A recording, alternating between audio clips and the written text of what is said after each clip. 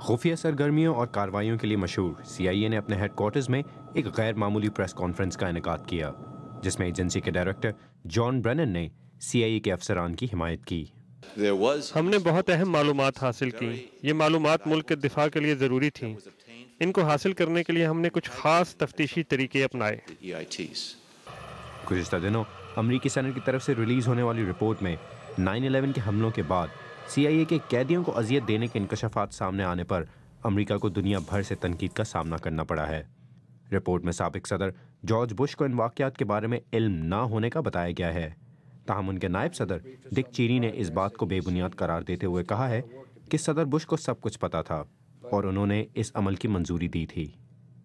اس report کی release کے بعد برطانوی حکومتی حکام نے کہا تھا کہ برطانوی حساس ادارے امریکی اداروں کے ساتھ اس عمل میں ملوث نہیں تھے، تاہم برطانوی حکومت نے آج ایک بیان میں کہا ہے کہ رپورٹ کی ریلیز سے قبل انہوں نے امریکی حکام سے قومی سلامتی کے نقطہ نظر سے اس بارے میں بات کی تھی۔ برطانوی حکومت نے ہمیشہ قیدیوں کے تشدد کی مخالفت کی ہے، تاہم اس بیان کے بعد مقامی میڈیا اور سیکیورٹی حلقوں میں برطانوی حساس اداروں اور CIA کے درمیان اذیت اور تشدد کے عمل پر باہمی رضامندی اور اس کی منظوری کے بارے میں دوبارہ سوالات اٹھنا شروع ہو گئے ہیں۔ Ghazanfar Haider, BBC news.